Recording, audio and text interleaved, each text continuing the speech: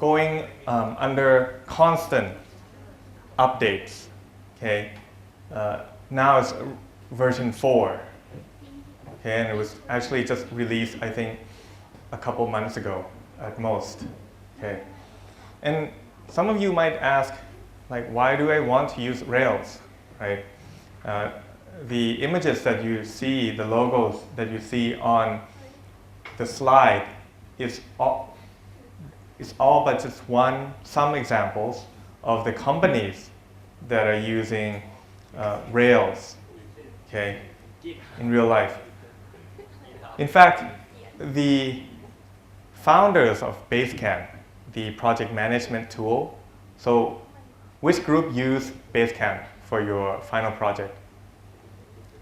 Probably many groups, right? I saw from the daily email digest that I received. Yeah, quite a few groups make use of Basecamp. And to me, yes, I saw that. And I, in turn, took points off for messing up. So that was a good idea. The Basecamp founders were actually the people behind Ruby on Rails framework. Okay, so when you use Basecamp, you're using a Rails web application. And you know, GitHub, Twitter, right? In fact, I think Twitter is probably the most famous Ruby on Rails user on the internet due to its sheer size, right? Twitter is a really large, well, it's not a large company, it's a famous company, but their whole infrastructure is really a large-scale web application, right? Considering how many users actively use Twitter today. So let's take a poll real quick. How many of you use Twitter actively? So maybe like, 10% of this class. So it's not like Facebook, right? But I want to say that the difference between the reason why Twitter is still what we call a high performance web application is because people send text messages to Twitter quite often, right? Unlike Facebook, which is more or less just a web application. Twitter is more of, you have to process so many messages per second, and this is what leads to that infamous whale image, service down. You guys have seen it, right? When you try to access Twitter sometimes, you would not be able to, and you're greeted with the whale image. You guys have seen it, right? Yeah. The problem has been getting much better in the recent year. And the reason why is because Twitter has been moving away from Rails. And actually, you know what they're using now? Java. But it's not Java, okay? The platform, the runtime is JVM. But the language that they're advocating now, he looks a bit drunk. The platform that they are advocating now, or not the platform, the programming language they are advocating now is actually Scala, which is a pretty new programming language. Okay. But what's the point that I'm trying to tell you? Ruby on Rails is not a cure-all, the best, right, web framework. That's not the point of this lecture. I myself like to use Rails because, it is the only web framework that I know how to use, and also because, despite its fallback, right, it's still quite popular in terms of, creating your app, getting it running quickly. So since we don't have that much to cover today, I think I have time to digress quite a bit. So some of you might ask, like, hey, is Java a programming language that is dying, right? Do companies actually make use of Java? And I think the answer is yes, the companies, especially in the enterprise, right, they make use of Java. In fact, I'd say most of the Thai companies make use of Java and not these newer modern languages. Okay. If there's one thing that you need to learn about the Thai corporations, okay, based on the people that work here, well, like consultants that came from abroad and work here, is that they resist they resist change. They don't want to invest so much in IT solutions, right? What works, they stick with it, okay? So yes, your Java skills can be used in the industry, no problem, okay? So the bottom line that I want you to get away from this, the key takeaway, is that Rails is not the best framework. There's no such thing, okay?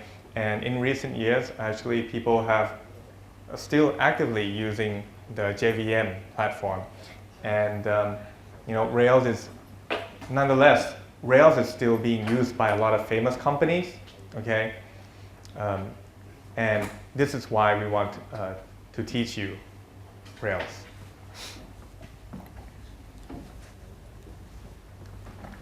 Okay, so before I talk about this slide, there's one last thing that I want to mention, and that is it's about job employment. I'm not sure if any of you has tried to look up like programming jobs on the internet, but I'd say that one of the most sought after jobs out there has got to be web developer. I mean, I think every day there's got to be at least 50 new startups that has something to do with the web, new website, or even these mobile phone applications that you see. I say that most of them need to talk to the internet somehow. Okay, and when you talk about the back end, right, the stuff on the internet that stores your data in the cloud or whatever, all of these applications are actually web services that we're going to be talking about today. So what is my point? My point is that the stuff that you'll be learning today is pertinent to your future employability, right? Your job qualification. So if you know these skills, it is a good thing to be put on your resume.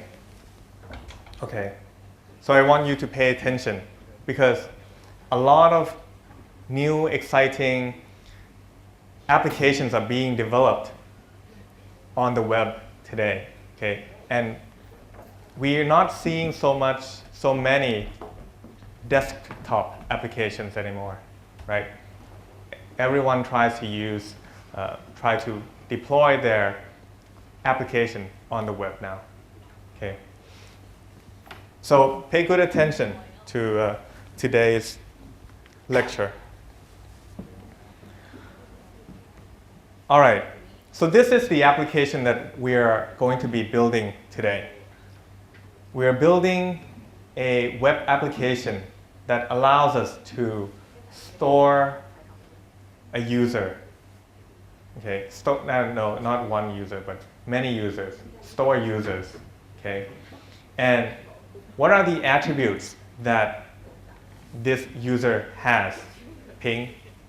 So what attributes does the user have? Can you repeat the question? Yes. Well, if you didn't enjoy the conversation so much, you would have heard my question. But the question is, what are the attributes that the user has? Name and email. Do you see nickname on there? Nice try, Walid.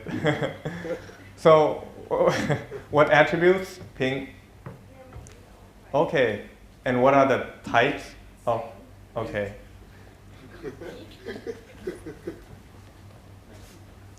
So, in computer science or software engineering, when you need to store some data, to persist data, what is the piece of software that you use to store these data called? Okay, so so we can certainly store these in arrays, right? But when we turn off our application, my question is, would they still be in the array? In other words, the term is, will they still persist when you turn off your application if you store it in an array?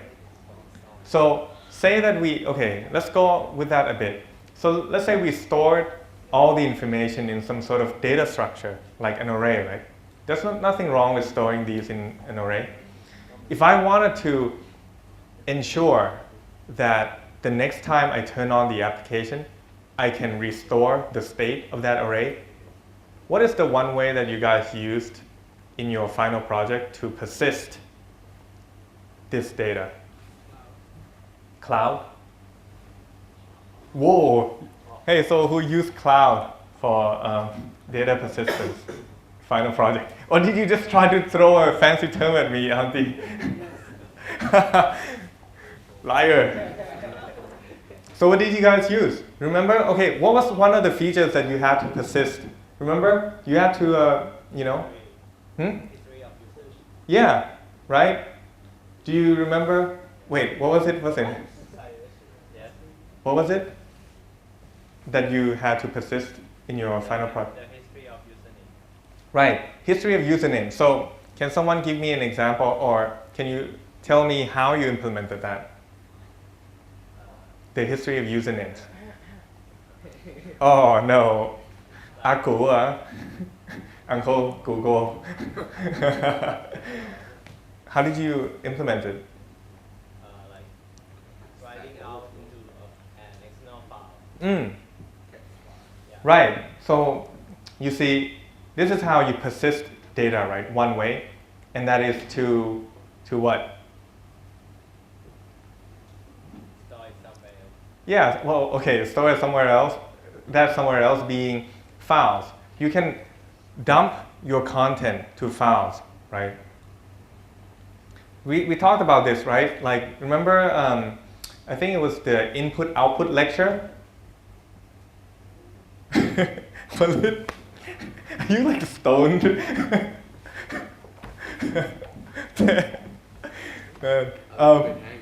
Oh yeah, I can see that. Okay, so one way that you can persist your data is to write the content out to file, right? And then what happens to that file when you turn off your application? If you didn't do anything, it will still be there. I mean, that's why we have files, right? If we never needed to persist anything, like to store anything to computer, we wouldn't need files, right? And if, providing that we had internet, right, we could simply just, send files over the internet to somebody else. So you use files to persist, to keep data stored somewhere when your application is turned off. Now that I've digressed a bit, it is kind of related, but it's still a digression. So one mechanism or one tool that you can use to persist your data is file. Has anyone ever heard of some other tool that you could use? That you can use to persist data in a more structured way? It's your turn now. No, the other one, the first one. Yeah, database. So, who here has used database before? Anything? Jaya, right? So which database did you use? Oh, MySQL, right? SQLite. So these are the names of applications, Okay, there are applications too. Applications built specifically to store and persist your data in a structured way. What do I mean by structured? You see, when you store your content to files, right? How did you guys store the number of logins or the username history, the user history? You store it to files. How did you use a binary file or did you use a text file? I hope you guys know the difference by now, right? So how did you guys store it? Text file. I know, but like, what did you put in there? I mean, be brief. Can you explain? Huh? String of username. So, for example, when you store the list of usernames, right, you can store the usernames in the text file. But you see, the way that Wasin did, the way that Wasin or M store the user history, right, might differ from, okay, which other group, so who else, which group also implemented the user history? Okay, good. No, Nilang is the same group. So good. How did you implement the user history? เป็นไก่ Chester อยู่ในแต่ละ Text file. Okay, and what did you store in the text file? Huh? Okay, string, but what? Jay, what else did you store if not string, huh? So if you store string, okay, what's the content? How about that? Username. All right, in this case, well, at least you guys are not sleeping, so it's good. So what is my point? My point is, although none of you actually helped me out, my point was that the way you store data to your string, to your text file might differ, okay? And with database as the application that is used to store your data, it's more structured because you're actually storing to what we call a table, okay? So here's what I mean. Let me just make sure that so if this is your Java app, right? And you want to persist the user's history. So you basically just write the content, the text, the string, right? Directly into the file, right? On the other hand, if you were to use database, right? Let's just stick to traditional database. You too can store user history to the database. The difference, however, is that you're not simply just like appending text, user ID text, right? In this case, you might say like, what is one of the usernames that you guys put in? Anything, right? Like, so I'll just put in what's in that. So that's all you have to do, right? On the other hand, when you use database, you actually have to use another, I don't want to say programming language, but let's just say another language called SQL, which might be something like this to insert the what's in, right? It'll be insert, I think, what's in to some table name, like let's say this is users. So this is table name. I've never tried explaining this before, so let's see. And this is the value you're trying to store. And this is the command.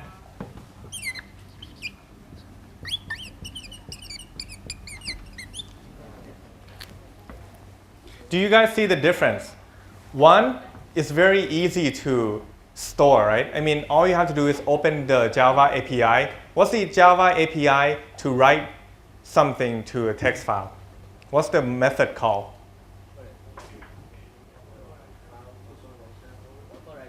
Buffer writer, that's the class name. I'm asking for the method name. Write. So you call write. Wow, at least you guys remember that much. So you call the method write, and then you pass what's into that write method, right? On the other hand, when you're dealing with database, okay, you have to construct this sentence, this whole sentence, to insert what's into the database. So this is the database. And the way that traditional database stores data is in tables. The best way to, okay, now that I've been sort of, talking for a while now, I think I finally found a good analogy of what to think when you think of tables and database. So I think only 1 or 2 people raised their hand when I asked you who have used database before. But I bet that 99% of you, except maybe Ping, have used this program before. And that is, drum rolls, Excel. So, Why accepting? so who have used Excel, Microsoft Excel? Raise your hand, spreadsheet. I know, Ping, I'm not expecting much from you. It's okay. So everyone has used Excel, right? Spreadsheet. San, has you used it before? Thank God. Yes. Accepting. Except Ping. That's okay, Ping. We'll have a. You come see me during office hour, or take like Computer 101. So, when you think of Excel, what do you think? What's the first thing that comes to your mind? A table, right? You guys, I mean, this is what you think when you think of Excel. This is what you see, right? You just see a bunch of rows and columns, right?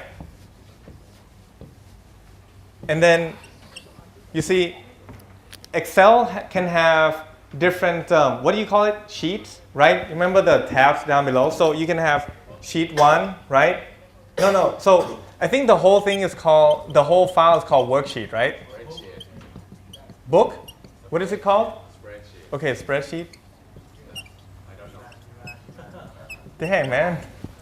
So this is sheet 2, right? Sheet 1, sheet 2. Well, what I want to tell you guys is that when I refer to a table, I'm talking about, it's analogous, it's the same as sheet, okay? Sheet. Okay, and when we're talking about a database, okay, a database of some data, we're talking about the entire spreadsheet. So it's as if, like, to visualize what database is, think of the Excel spreadsheet, the .xls file that you send around, that you edit. The entire, the file itself is a database. And when you open the spreadsheet, okay, each sheet refers to a table. Is that clear? And in that table, you have rows and columns, right? So what do you use a spreadsheet for? Can you guys tell me? It's okay. I mean, it woke Pink up. Stopped her from talking. So keep doing it.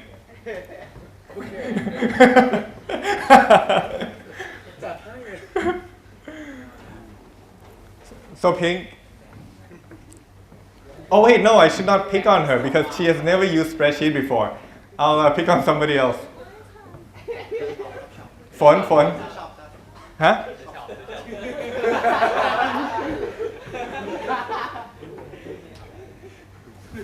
Nui also is in a shop. Wait, why are you guys laughing? I missed something.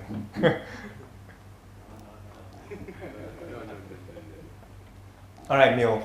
So you've used spreadsheet before. What? How come you raised your hand then?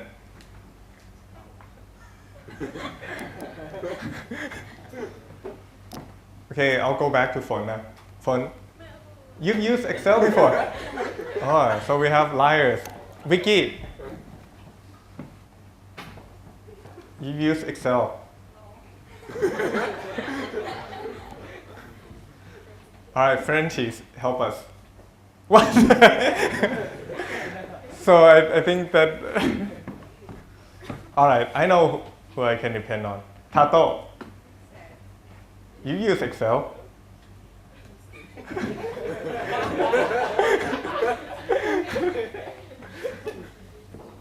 So, what do you use Excel for, personally?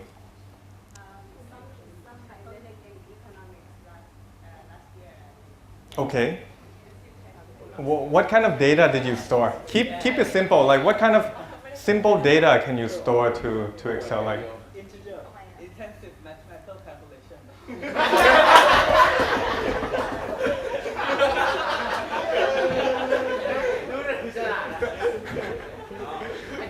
Steve Jobs, would you like to come up here?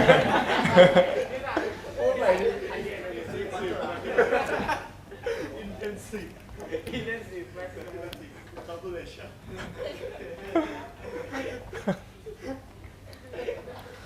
All right. Okay. Enough talking now. All right. So, for example, I think you can use Excel to track your expense, right? So, if I wanted to track my expense, what are the fields that you think I would need to write into that Excel? If I wanted to track my expense. Huh? Income? No, just what I've spent today. What do you think I would want to track, to write down? Huh?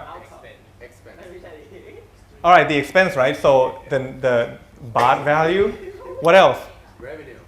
No. Category of expenditure. Okay, category.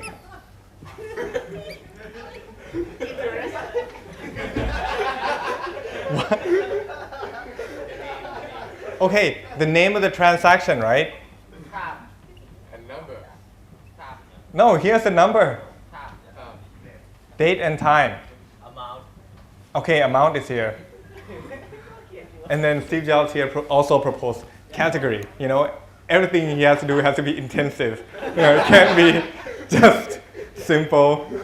Total amount. So we use calculation. Oh, would you like to come up here and write down the Excel equation? Okay, so then at the end of the day, you also have total value, right? This is the exact same concept that we have in database, okay? So, and each row would correspond to what? To each transaction, right? And then you have the columns stand for the field, okay? So, now that I've spent 15 or 20 minutes joking with you guys and talking about spreadsheet, now we can tie what we've just talked about to database table, okay? So the application that we want to build today is a database backend application, okay? There's one database that it needs to talk to, and there's only one table it needs to talk to. And Pink, what are the fields? What are the fields? Wow, you really did not listen. What are the fields? It's right there. Big name. Don't mess up again, okay? Yes, because we've spent the last 20 minutes on this lecture slide. So just like how we write for a spreadsheet, we have date, transaction, and dollar amount. The same thing here. We're trying to create a spreadsheet or a table that is recording users, okay? And the user has how many columns? How many fields? 2, right? So you can imagine, right, if we were to store this data into the spreadsheet, then it would look something like this. Imagine this is your Excel program. You open the file up, and then you have user as the name of the worksheet, right? And then the very first column, you probably would have just 2 columns, right? And then you have this called name, and you have this called email. And you probably want to bold this, right? Bold it, right? To indicate that this is not one of the rows, right? That this is actually the header. And then what do you store here? So you have Steve, right? Batra. And then s.batra at apple.com, right? Okay. Then you would have Auntie. I don't know your last name, sorry.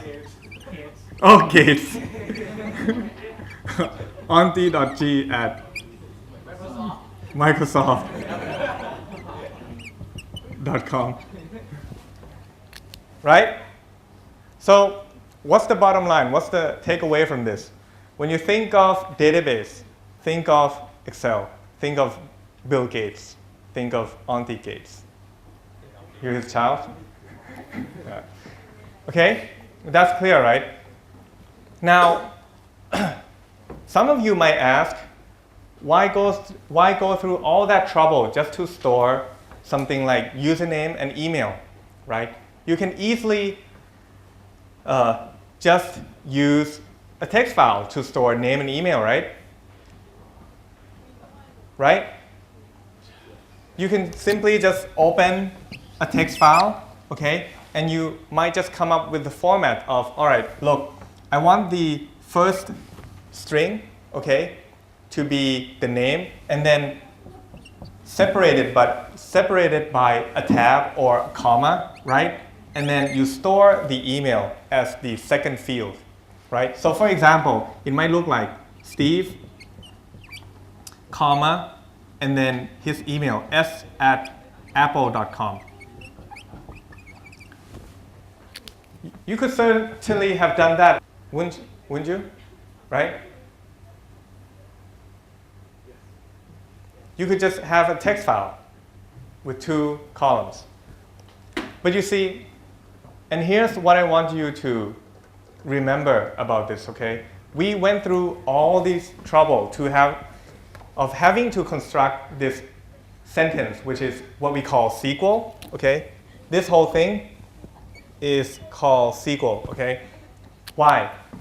The reason has to do with query. And let me explain exactly what I mean by query. And this is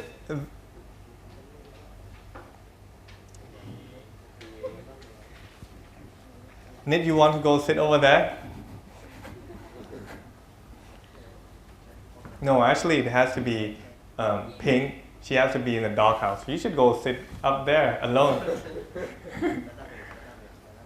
Okay, so I talked about the most important feature of why you want to use database. It's what we call query. You see, a lot of times when you store data, what do you want to do with it? Let's take, for example, okay? For example, if I were to ask you to implement a phone book, okay? Just like on your phone, right? A phone book.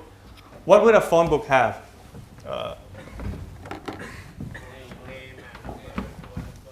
Okay, just name and phone number, right? No, we don't. Let's just stick with a Nokia phone. Name and number, right? So if I ask you to implement a phone book, okay, let's just say just name and number. You still awake? Okay. So, let's say that we used a text file, okay, to store that. Now, how would you search the entries, the matching name or number in here, if you stored the phone book data in a text file? How would you have to search it using Java? Think about it. Here's the problem. The problem is I have a text file that has, a bunch of fields. How would you search for something using a text file? You have to write the code such that you have to go through all the entries, right, to search for the criteria, for the keyword that you're looking for. Is that right? Yeah. Right? Now, with database, okay, you get that for free. You don't have to write the code to search through something. And that is what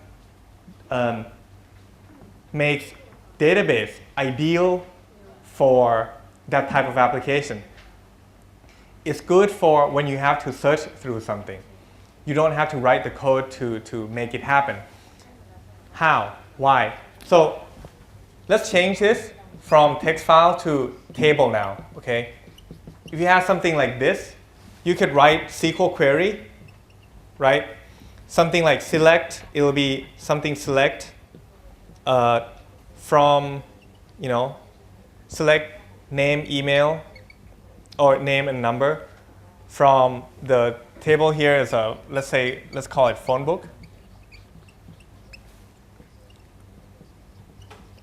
Phone book, where, let's say we're looking for Steve, okay? Where Steve, the name is equal to Steve. Now, you don't have to write this down, okay? We're not going to be testing you on SQL queries.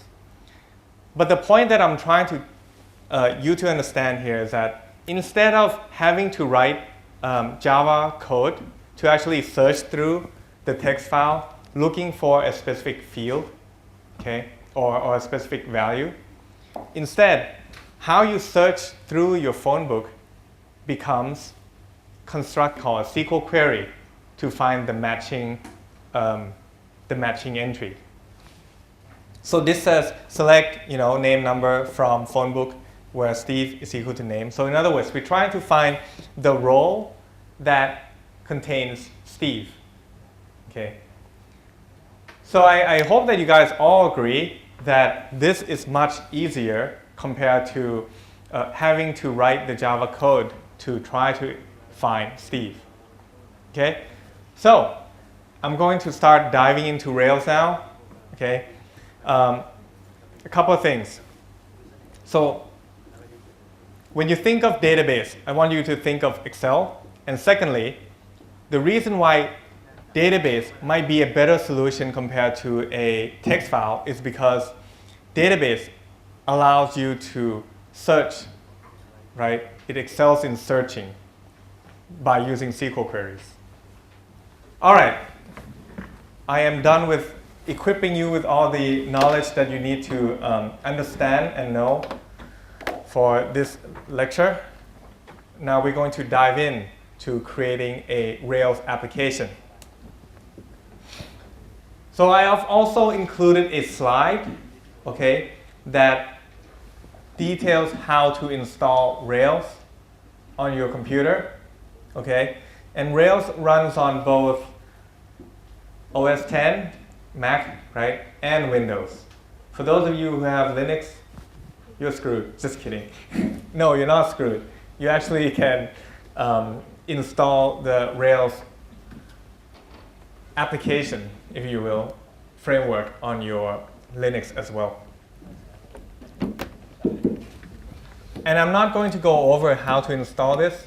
I'd like you guys to suffer a little bit. So just go through that instruction. It should not be too hard. All right. Now, let's assume that you have installed Rails successfully. What do you need to do to create an application? Well, it's very simple. Just actually a single command would do. Rails is a command line command, a terminal command, and then you can pass in arguments, okay? And this simply just says whenever you do Rails new, you're building or you're creating a Rails application. So let's take a look if I'm just lying or it's actually, we can actually do that. So I'm going to go into code directory. Okay, this is where I am at right now. It doesn't matter. You can create this anywhere you would like on the desktop, in your documents folder, pictures folder, what have you. And to create an application. By the way, I want to show you that within this directory, I currently have 3 folders that I have prepared. And I just have them there ready just in case, I forgot something and I can't keep doing anymore. But, okay, this is what you do. So let's call this, user database.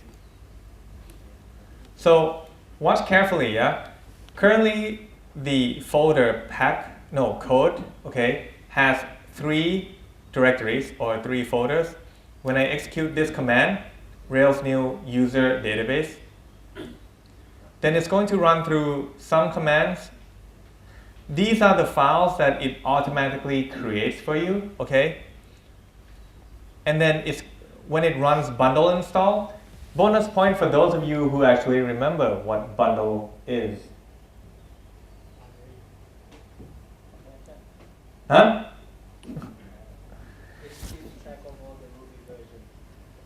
Almost, that was RVM, if you remember. Remember RVM?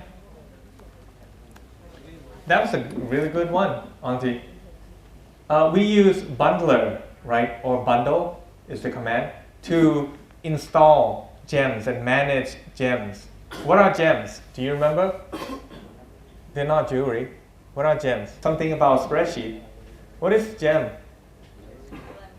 Yeah, right? It's the Ruby term for library. So gems equals libraries. All right, so now that it's finished, let's take a look at our directory again. And look, now we have what we call user database, okay? So now we've created the user database. Let's go into that directory. And I'm currently inside this directory now. Let's take a look at what's available in there. You see how Rails automatically creates the git ignore file for you? I just wanted to mention that real quickly. So, you have a bunch of files and you have a bunch of folders, okay? So the key takeaway is what?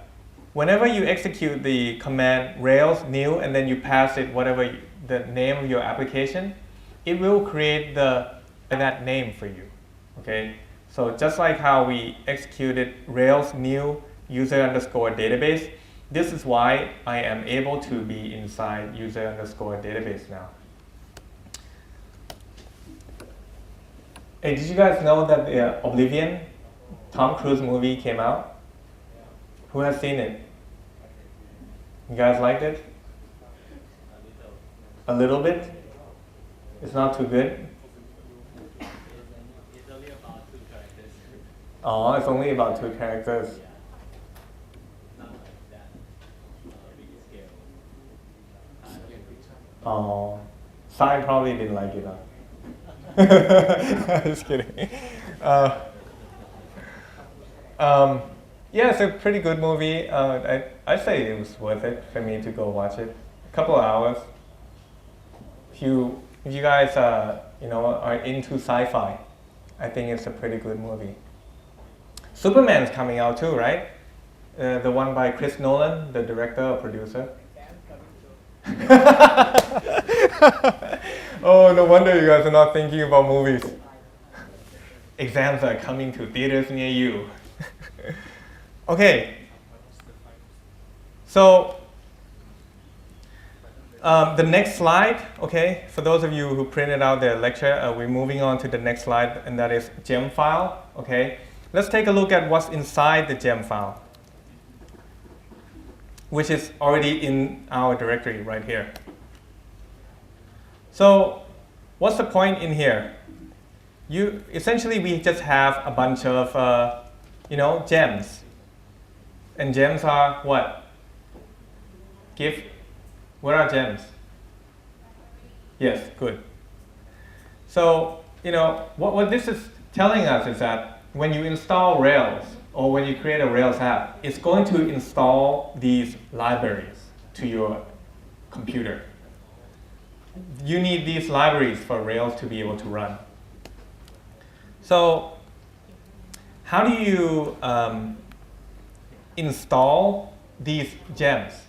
Okay, we're moving on to the next slide now. So installing all the gems, you simply just need to do bundle install.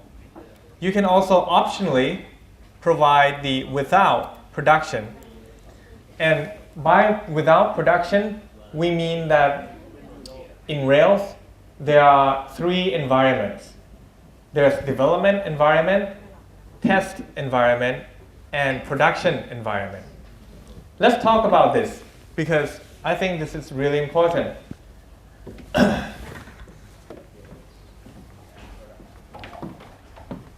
I'm going to erase all these now.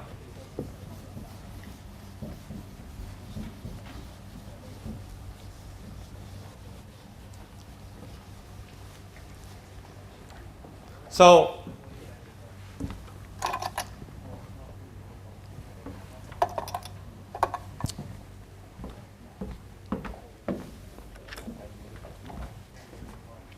you have bundle install without production. You guys probably can't see, right? Sorry. Is that better?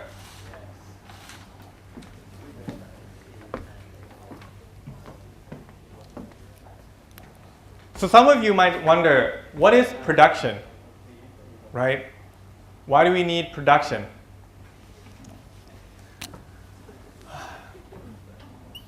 We have, in Rails, okay, there are 3 environments.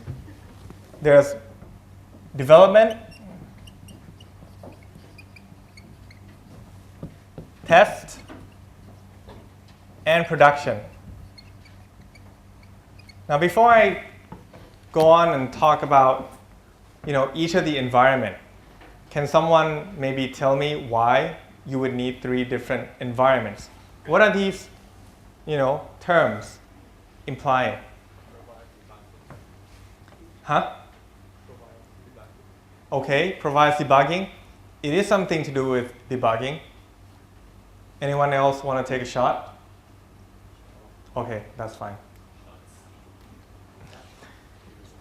You see, remember your final project, right? Well, I'll just go over it. In development, what Rails mean by that is it's your computer that you're currently developing. Well, let me backtrack a bit. Whenever we build Rails website, most of the times there are 2 requirements. One, Rails development. One is that it is backed by a database, okay? And 2, that you need to deploy it somewhere. What do we mean by deployment? Rails is a web application, right? When it is a web application, what do you need to do? You need to deploy it somewhere on the internet, right?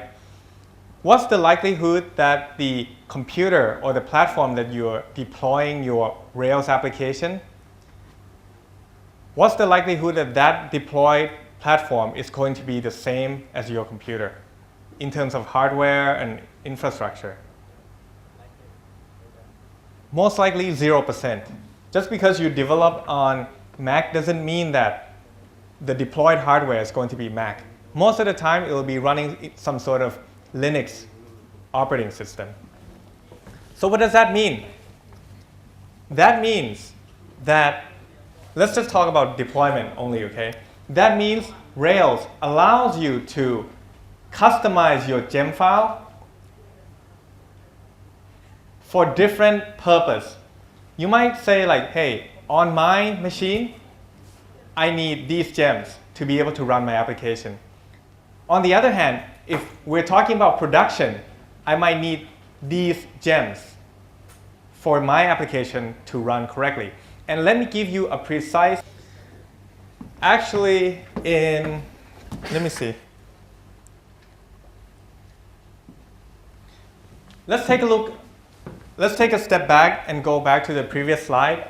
Do you guys see that there's group development and then there's group production? What this is trying to tell you is that when you're developing, okay, the database that we're going to use is SQLite. So there are many kinds of database out there, okay? SQLite, MySQL, what have you, Postgres. What this gem file is saying is that when I'm developing my code, I want to use SQLite. But if I'm deploying my application into production, that's the term that we use in software engineering. In production, I don't want to use SQLite. I want to use PG, which stands for Postgres.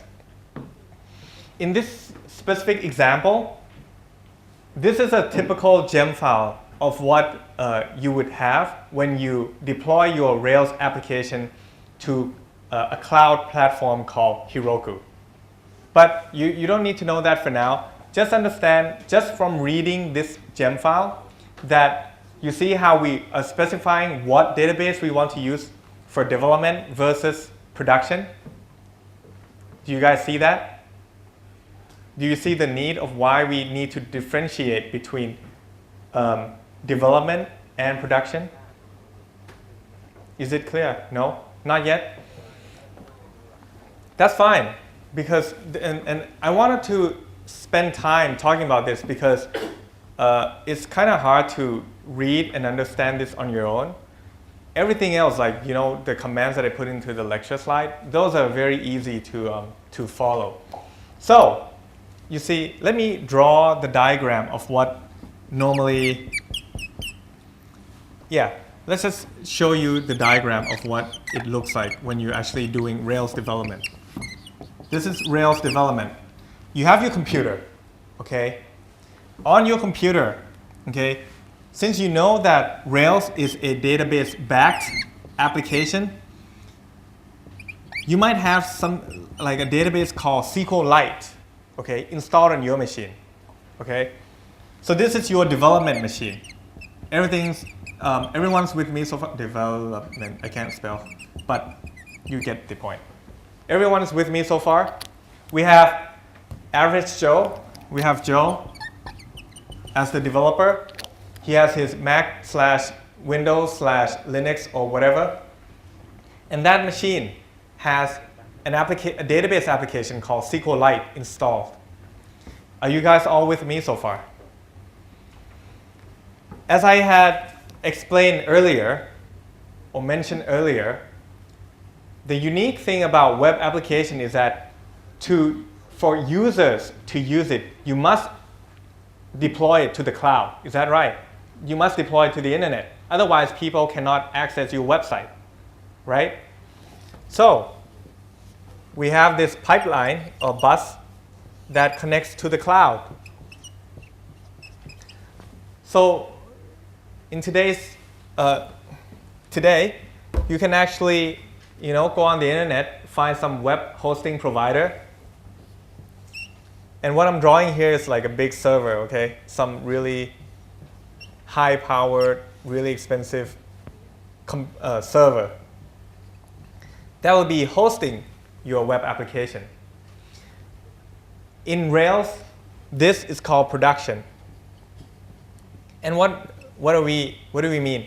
You see, most of the time when you purchase or when you rent a server, you do not get to choose what database you want to install or what kind of applications you want to install on that. They only allow you to, for example, install your web application, but they don't allow you to pick what database you want to use.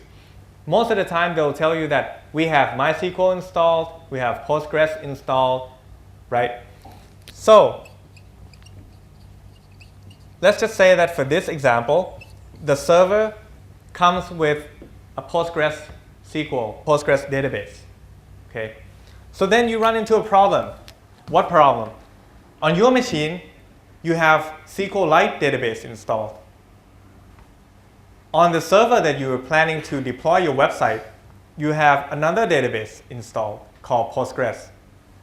How would we be able to specify in our application that to say, in my development platform, I want to use SQLite, and in production, I want to use Postgres? Precisely what you're seeing now. You see how it says group development, SQLite, group production, PG. PG stands for Postgres. These are the libraries you need to communicate with the database application. Please keep in mind that just because you specify the gem, SQLite, and Postgres does not mean that it actually will install the database for you. You have to install the database separately. But what these gems give you is that it installs the library you need to connect to those databases. Is that a bit more clear? Right? Everything's clear here? It makes sense, right? Yes? Auntie is nodding. Ping? No? I mean, I'm not picking on you. I'm asking whether you understand or not. Not really. All right. Let me push ahead just a bit more. So we have development environment, production environment, and the last one, which I mentioned, was what? Test environment, right? Why do we need test environment? What the heck does it mean? Here's what we mean by test environment. Do you guys remember when you run your code, right? When you develop your code, when you finish development, then you run your code on your application, on your computer. Is that right? To test it? Yeah? Yes? But you see, when you have a database-backed application, your development, you have the SQLite database, right? But you need two instances of the same database.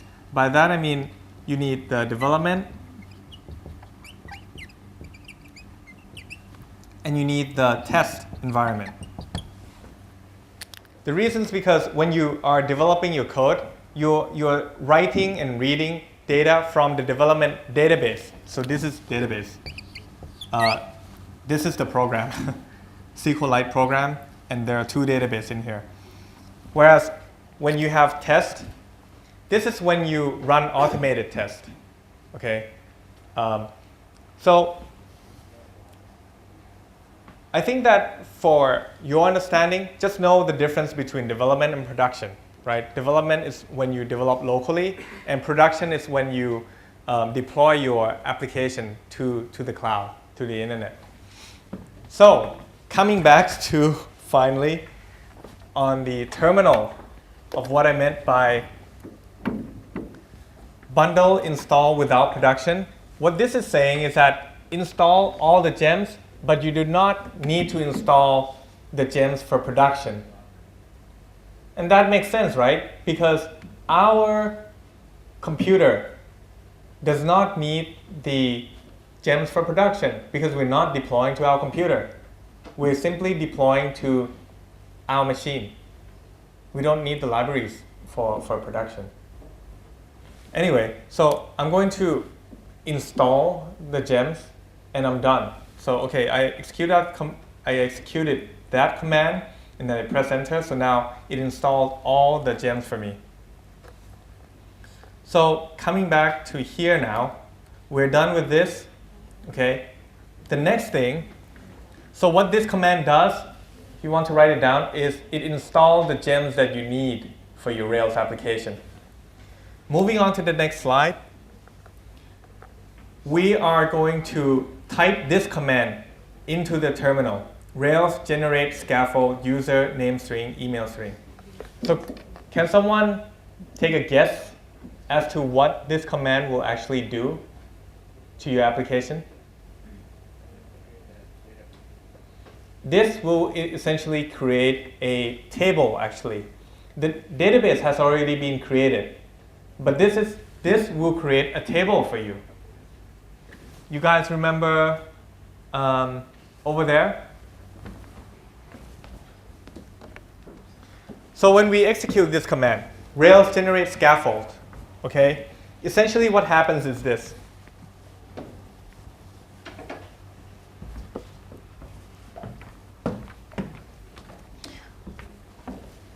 When you create a Rails application, this is your database. Initially, it's blank. Okay? But then when you call a Rails generate scaffold user name string, email string, then what it does is it creates a table for you, and according to that command, it will create a table of 2 columns, name as the first one, and then email as the second column. Is that clear? And it will also create a bunch of stuff, which will go over what it actually created. So let's execute this command and then see what happens. Okay, so help me. What is the command? Rails? Generate scaffold user name. Okay, and email colon string. Is that right? Okay, so let's execute that and see what happens. You see, every time, okay, you execute some Rails command, and whenever you see something like this, essentially it's trying to tell you what files it's creating. Okay, so it's creating these 2 files, this file, creating a bunch of files, blah blah blah. For the exam, I'm not expecting you to having to create these files. We're not testing you on these commands, okay? We're going to be testing you on your understanding of Rails, particularly how to, if you understand the concept that we talk about in this lecture, you won't be creating an actual website on the exam. So when you call this command, okay, the Rails generate scaffold, all that it does is it creates these files, but it has not created something in the database yet. To create something in the database, let's move on to the next command, and that is called bundle exec rake db migrate. Let's run this command. So help me. Bundle exec db rake, right? Rake, and then db colon migrate. Let's execute this command and see what happens. So when this command is executed, it finally creates the table called users. Okay? This is when, just like I have shown you prior, now the table has been created. Prior to this, okay? So the command to create the table is this one, bundle exec rake db migrate. But before you can do this, you have to run the scaffold generator, because the scaffold generator will actually prepare, okay? It will write to some file to say that, okay, look, when you run this application, it must have this table. So the rake db migrate command actually checks that file and checks the database and see, oh, he actually changed the schema, okay, the database of the application, and these tables have not been created. So thus, it creates the table, okay. So anyway, so what can we do now? Believe it or not, I know it's been quite a while, but with a few simple commands, we actually have a web application done now. It's actually can be run. So let's run it. The command to run the web server and your application is Rails S. So type that into the terminal and then see what happens. So you can see that it says booting WebRig. WebRig is a web server that will serve your application. And then you see what it says. Starting in development. Development is the environment we're currently running, right? And then it says HTTP 0.0.0:3000. That is the port number that your application is running on. What is the default web server port number? 8080. So it's trying not to conflict with your the web server that's running on your machine. That's why it set its port number to 3000. So let's go take a look at our application and see what it looks like. So to access your application, you type in localhost.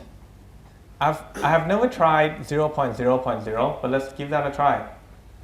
And then what's the port number for Rails application? So this is automatically generated, okay? We did not create this. You guys agree, right? I have not touched HTML, I have not touched CSS. There's no way that we created this. So how do we go to the part of the application that we actually created? Well, always remember this. It's going to be the name of your table. What is the name of the table that we just created? Exactly. So /users. Now, we did not create this page either. Some of you might ask, I have not seen you touch a single line of HTML. But guess what? When you executed the Rails generate scaffold, right, passing it the users, the table name, users, and name and email, it created all these HTML for you. So with Rails and scaffold, the scaffold command, you can quickly create an application. Okay, so now what can you do with this application, right? Remember, I differentiate between application, web application, and website by only one feature, and that is web application allows you to interact with that particular website, whereas website is a static website that you guys normally see, right? When you go to a really old website, all that you can do is just read. You can't click anything, right? There's no button, there's no search box. So that's the difference between website and web application, at least in my definition. Okay. So what can we do with this? So do we have any users? The first question is, do we have any users at the moment? No, right? So let's create a new user. One of the first things that you can do with the application is that you can click on new user to create a new user. And you see, you just put in, Steve Batra and s@apple.com, right? And then you click what? Create user, right? It was successfully created. So let's take a look.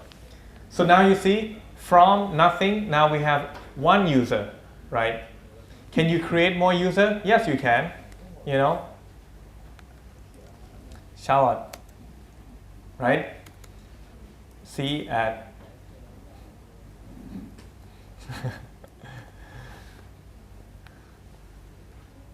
right? You can also create more users. What else can you do? So we're done with creating new users. We can also show, right? you can destroy the user, right? You can you can edit the user. You're in Thailand now, Charlotte, so you can update the user. So these are, and if you messed up, you can click edit again, right? You can update the user. So you see, So we just created the table. This all happened automatically. yes, this, so well, you see, let's go back a little bit. No, let's just use this. So,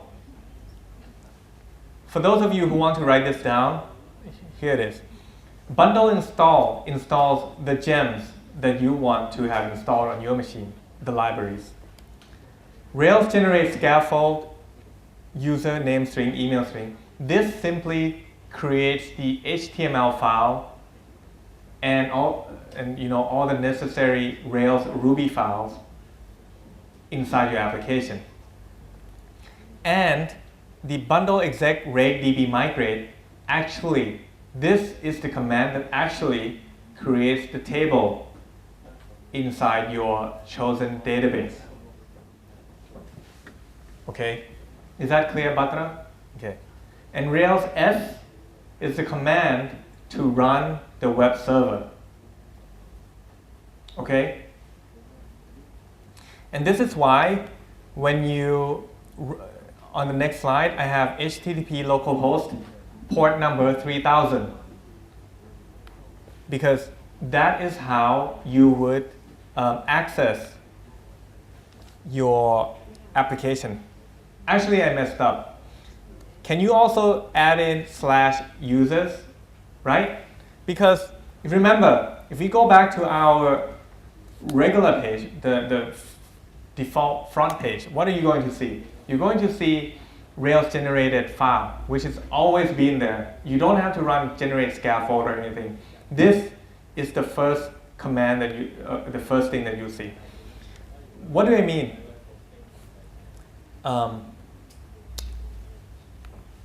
You don't need to run the generate scaffold users for you to get this file, is what I mean. Okay? So, this is going to take a while to explain. So I think now is a good time to take a break, okay? And can you buy me some water? Come back by 10:35, 10:40. Just kidding. 10:40. Okay. I'm going to start promptly at 10:40.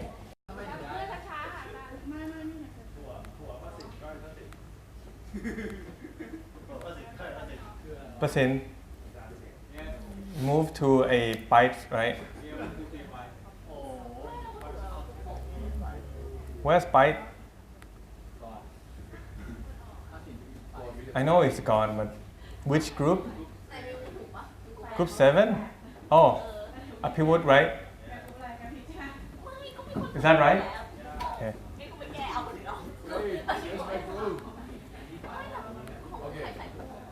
All right.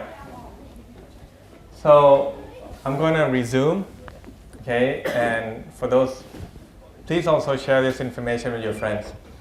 So we want you to submit your assignment correctly. Okay? We're not, yes, you can change your document name, but we're not going to take submissions that do not follow the specification. What is the specification, you guys? It's in course view, right?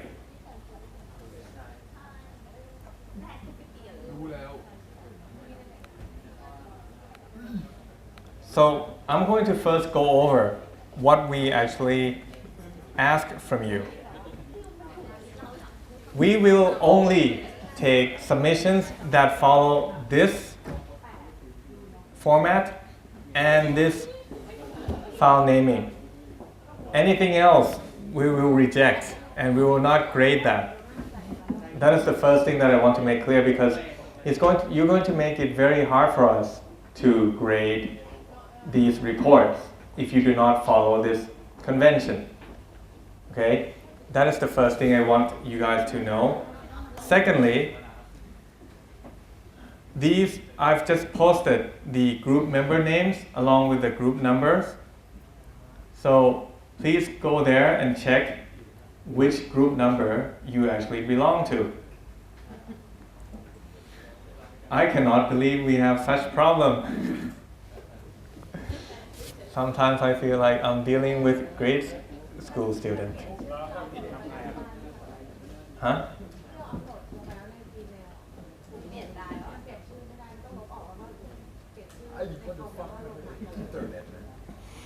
Well, how about you have the time now to actually make the change?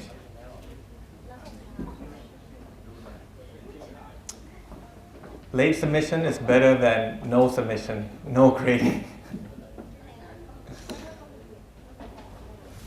Okay, it's 10:40, we're gonna keep going. Let's just say if it does not follow the convention we set out, it's not going to be graded.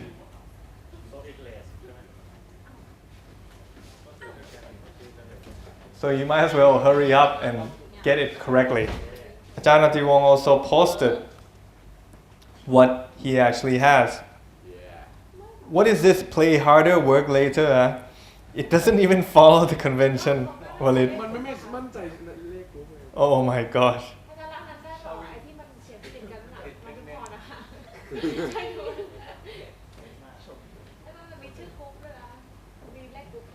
I don't need the group.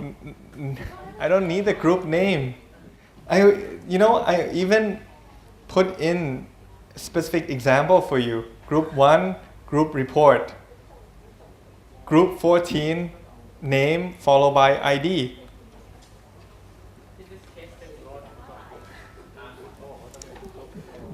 Yes. You should know well that it is case sensitive. Thank you, Sai. Hey.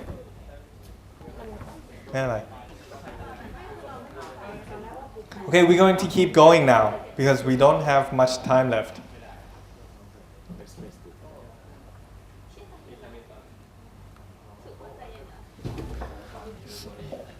So how does it's okay.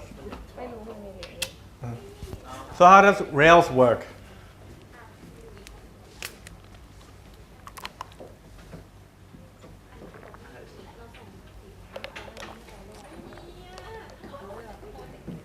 What is that icon below? What is the icon down below? Firefox, right? What is Firefox? It's a browser. What this diagram is trying to explain to you is how Rails works internally. So you have a browser. Is that part of the Rails application? Is Firefox part of the Rails application? Yes or no? No, right? It is a web browser. It's the browser that I just used to access my newly created Rails application. So,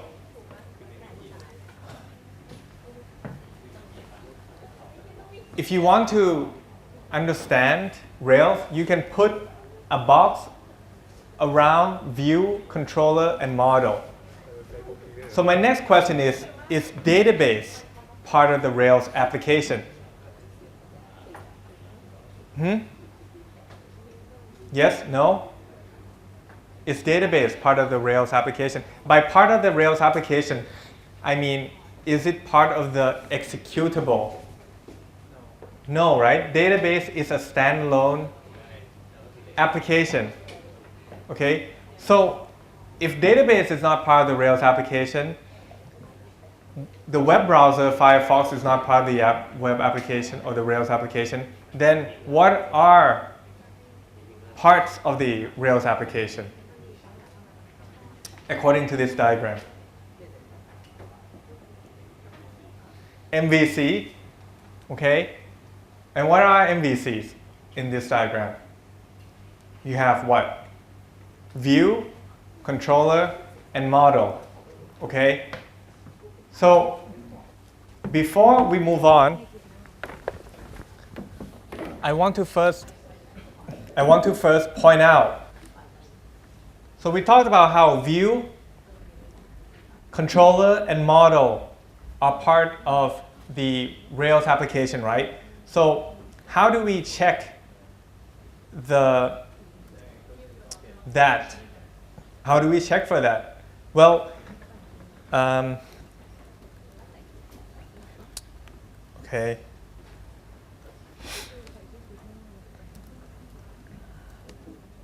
So we created a directory called user database, right? When we look inside that directory, the most important, and you want to write this down, the most important directory inside your Rails application, the one that you will be touching the most often, is app. So go into app, and then what do you see? Just like how you saw view, controller, and model in this diagram, right, as the components of a Rails application. You go inside this directory, the app directory, you see controllers, models, and views. You want to write this down now for each of these directories. Views is where your HTML files are going to be located. So since we created users, right, let's go take a look at inside views and users. Do you see how there's a bunch of HTML files in there? This is what we mean by view. Okay? In Rails, a view is HTML. Okay? So what else? We also talked about, we have view, we have controller, right? Let's take a look at where the controllers are. ls controllers. By default, Rails comes with application controller. You never have to mess with that, or at least not for this class. Run the Rails generate scaffold and whatever that you pass to it as part of the table name, it will create this file called users controller. Okay, not file called users controller, but the convention is table name underscore controller. So if we actually created like post, okay, a table name post, then it would have been posts underscore controller. So in this case, since we created users table, thus Rails create a users controller file for us. So this is inside the controllers directory. The last component of Rails is model. What is inside model? When you ran the Rails generate scaffold users, it also created a file called user.rb inside your models directory. Is that clear? So I've gone over 3 of the most important Rails components for you. Views/users, controllers, which created users controller.rb, and the models with the file name user.rb. Is that clear? So these are the 3 most important directories for your Rails application. Views, controllers, models, and all these are located in the app directory. Okay? The best way for you to familiarize yourself with this is to go home and try to create a simple Rails application yourself, because I guarantee you'll need it for the final exam. All right, so what happens? How does the controller, the model, and the view interact? Okay. When you, as a computer user, opens up Firefox, the browser, and you type in here, localhost 3000/users, what happens? What do we see? We see, oops, the page is not there. Why? So that's the first common error that you run into, which is if you try to access your website and it reported something like this, most likely you're not running your web server. Okay, and if you guys remember, to run the web server, you just simply type in Rails S. So let's try again. All right, so now our web application is back online. So the first point I want to make is that when you run your app and you have /users, okay, you go back to the slide and you see that that is number 1. This is what we mean by opening a web browser, type in /users. It's going to go through the Rails router, which you do not have to worry about for this class. You see, when you run /users, it's going to, the first component that will be handling this request is the controller file. And you see how it says parentheses, users controller.rb. What this is telling you is that the file responsible, the first line of defense, the first file that is responsible for handling the web request, is going to be the file called users_controller. So let's go take a look at that file right now. I use Vim as my choice of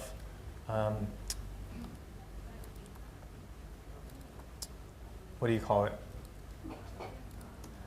Text editor. Okay, so we have here, right? We have the directories in here.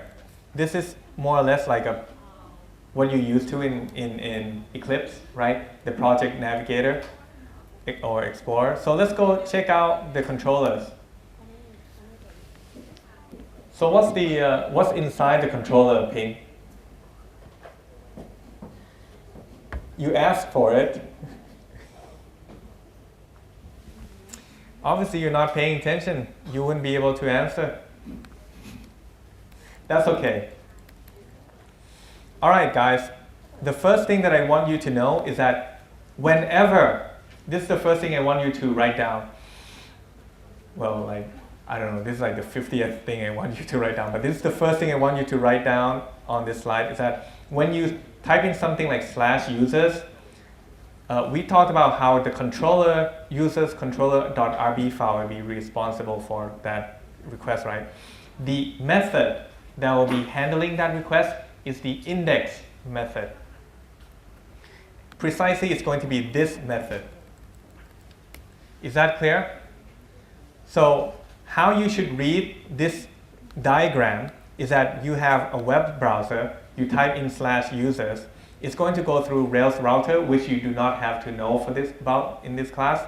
And then the method that will be handling this web request, the /users, is index. And the file that will be handling this request, the first one is users_controller.rb. And this is the definition of the index method. I'm not going to go over what it does for now, okay? We're just going to keep going to get a general overview of how Rails, everything ties in together. So let's follow this number. We have 2, okay? Go to users controller. Then what is the third number? Third number, number 3, is model.user.rb. Okay, let's follow that and see what happens. So before we go to user.rb, you'll see that in between controller and model is something called user.all. Where is that from? That is inside the controller file. You see how we have user.all? Okay, so user.all returns the list of users. Okay, so how does it return the list of users? Well, if you look carefully, model is the component that is responsible for what? Interacting with the database. And we've already talked about how database is not part of Rails application, right? So model or the user.rb file is the file responsible for talking to the database, which is an external application.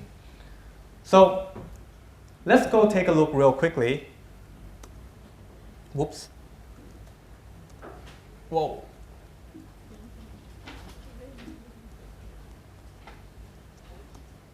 So let's open up the user.rb file real quickly. And you'll see that, hey, wait a minute, you go to the user.rb file and there's nothing there. Right, Nick? So what's inside the user.rb file, Nick, that is more interesting than the stuff that we're talking about right now? Huh? You're not going to find it from the slide. What? What did you say? What?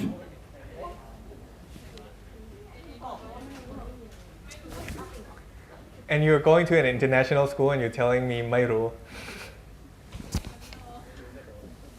By the way, you know, I really have trouble reading your karaoke WhatsApp messages. It's like, hello, อาจารย์ วันนี้ go to read homework ได้ยัง You know, just if you're going to use English, just use English. And you're going to use Thai, just use Thai. Don't use karaoke. It's so hard to read. And that extends to all of you. Don't use karaoke at Thai, okay? Anywho, so we have number 3, okay? And then number 4 is when it accesses the database. So let's just focus on this line. Because this line, what it does, user is the class that is the abstraction for the user table, okay? And the .all is the method name to retrieve all the users from the database. So in other words, this single statement alone is when the database access occurs, okay? So if you want to jot down the notes, user.all encompasses starting from line 3, number 3 and 4. Is that clear? User.all will use the model, user.rb, to access the database and retrieve all the users from the database and return it to the controller and store it in a variable called users. So you can imagine that now @users contains all the users returned by the database. Is that clear?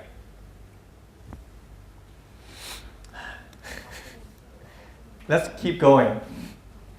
So what happens? So we talk about 3, 4, and 5. 5 by 5 we mean that for number 5 we mean that it returns the users already. We have the users inside the controller. What happens next?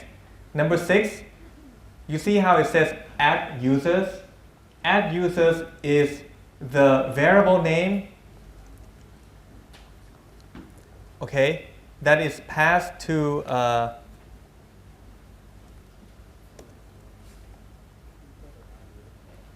so this is so crucial that I need you guys to understand this. So you guys remember this page? We type in localhost 3000/users, and then we see a list of users, right? How does it achieve this? You see, right now we're inside the controller, right? I told you that @users, this variable here, contains all the users returned from the database, right? How do we pass this to the view of Rails? First, let me ask you, what is the file format? What do we use to display something on a web browser? What is the technology name? HTML, right? We use HTML. So the question now becomes, now that I have all the users stored inside this users directory or users variable, how do I pass this to the HTML file that I want? Well, is inside this file. So step 6 is add users is being fed into what file? index.html.erb. You can, but just know that the add users is being passed to the view called index.html. What is inside that index.html? Well, you should be pretty familiar with this now. I have the index.html file opened, and you can see that this is a bunch of what syntax, what markup? HTML, right? You guys remember H1? You did that for your homework. We have table, right? TH stands for column names. So when you see TH and TH name and TH email, it corresponds to this and this, the name and the email. And then what? What is inside? Inside you have what we call a markup that is specific to Rails. Does this look familiar? Add users. Add users is the variable name passed to you from this method. Okay? Add users now contains all the users, and the .each method is a method that you use to traverse an array. Remember? Let me just show you real quick. If you have an array, some array like this, right? How do you traverse that array in Ruby? Some array.each do number puts number n. The point of this code snippet is to show you that whenever you have some sort of collection, the collection class will come equipped with the each method that allows you to traverse that array. Why did I bring that code snippet up for you? So that you can see that the .each here is the same method that you saw here. So in other words, we are dynamically generating HTML data or HTML markup based on how many users are in that array. So my question is, how many users do we have in the database right now? 1. So if we looked at the source code, okay, you see how there's only one TR inside in the entire page, right? And if you go back here, you see how this is encapsulated inside a for loop. You see this is a for loop, line 12, right? And within that, you have a TR.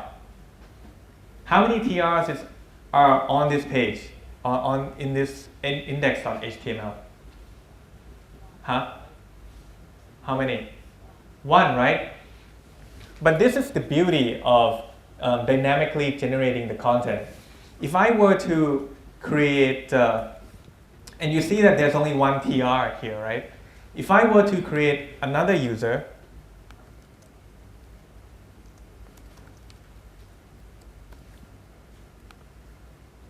okay, and then I go back to this page, I look at the page source again. How many TRs do I expect to see? 2, right? But if you go back to the template index HTML file, how many TR do we have? 1, right? But how come we get 2? Because of the for loop. You see, because if you look inside the index.html, right? Because this is inside the for loop will run how many times for our current database data state? 2. It will run twice, right? That's why you have 2 TR. Is that clear? And if you go back to our page, you see how we print out the name and the email address, right? How do we print those out? How do we extract that from the user that we are looking at? Well, very easily. You get that from the user.name and the .email. In other words, it is a convention that whatever field column you have for your table, right?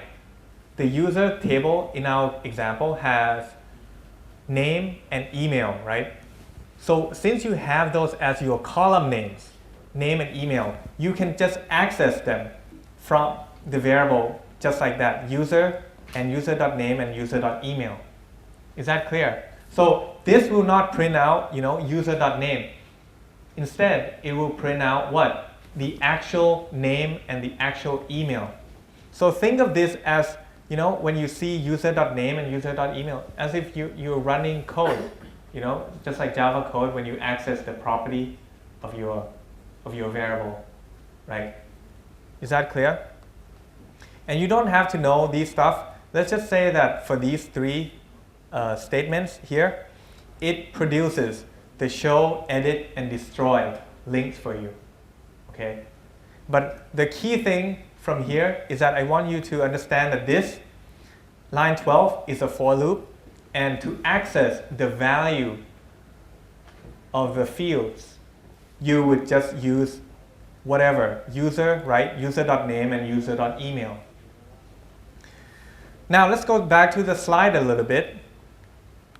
So you remember that at users is the value being passed to the view index.html, right? And we saw all the for loop. So the for loop was located in here. And then you in the end, what it returns to you is the HTML file that gets displayed to what? The web browser, right? So that completes the entire interaction, step 8. In all, this page, okay, explains to you what happens when you go to your web browser and you type in localhost :3000/users. What you see on this page is a result of what goes on in 8 steps. Is that clear? And when you go home and you try to make sense out of this, I want you to pay close attention to users_controller.rb and index.html.erb. And the location of these files are located in these directories. Let me take a screenshot of this real quickly, and I'm going to post it on Facebook right now. Crap. Too little resolution. Maybe I can do save. Whoops, export. Desktop.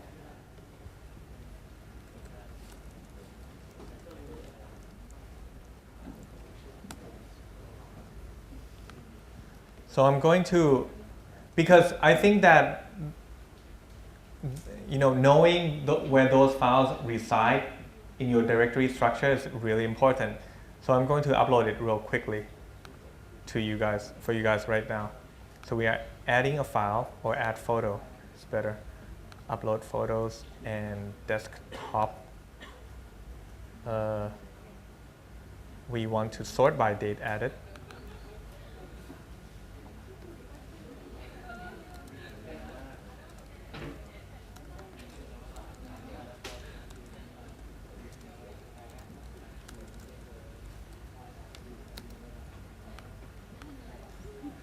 Okay, does that make more sense? I mean, more or less. Okay. The last important point I want to convey to you guys from this slide is that, did you notice that the method name index corresponds to the index.html file? In other words, when you look at this slide, I want you to make an association between the index method here and the index.html.erb there. They're the same thing. Because why am I talking about this? Because if you go and look inside the views of the users, is there only one HTML file there? No.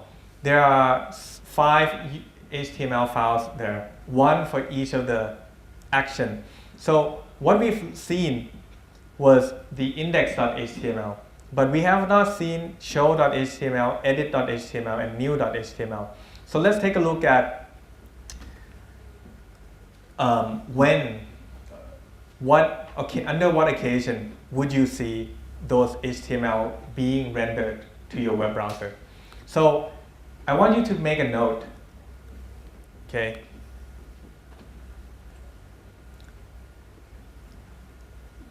I want you to go to the next slide, okay? And you see how we map the HTML page to what we're actually seeing. So if you remember, when we type in /users, we get the index page, the page that lists all the users, right? So that's the index.html that you saw. How about show, right? We have show.html. When do we see that HTML being rendered? Well, that HTML is being rendered whenever you click show, okay? You want to make note of that. So when you see this, when you click show, this is rendering the show.html. Next one, when you attempt to create a new user, okay? By new user, I mean this. Whenever you click new user, this page will render this one, new.html.erb. Does that make sense? And then if I go back, okay, and I look at edit.html, when will I see edit.html? Well, only when you have created the user and you want to edit him.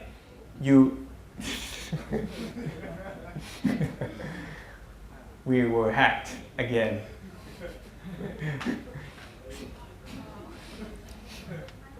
So I'm going to edit the profile of the hacker. Oh no, I'm not going to edit. I'm going to destroy him. So let's just keep going. We're going to edit the users that are supposed to be in the system. Okay. So when you click edit, this page, when you're editing the user, is when you see this edit.html being rendered. Is that clear? So now that I've gone over all these actions, so I want you guys to make a note that the HTML pages that you'll see being rendered on your computer or on your browser are the index page, show page, new, and edit. Those are the only 4 pages that you will see on your website, on your web browser. Index, show, new, and edit. You'll never see create, you'll never see update, nor will you ever see destroy. Okay? I want you guys to just understand that real quickly.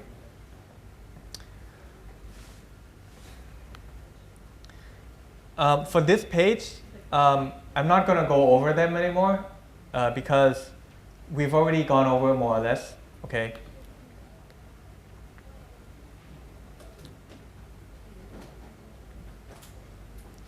Now, before I move on, there was a reason why I put REST as the slide title. I don't mean rest as in a verb to rest, okay? I did not intend for this to remind myself to give you guys a break when we stumble upon this page. No, that was not my intention.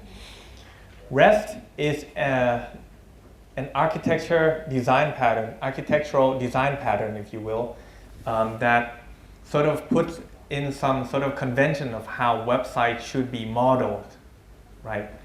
And I'm not going to go into so much detail, but I'll mention that in REST, okay, you have to have HTTP protocol or request as part of your request.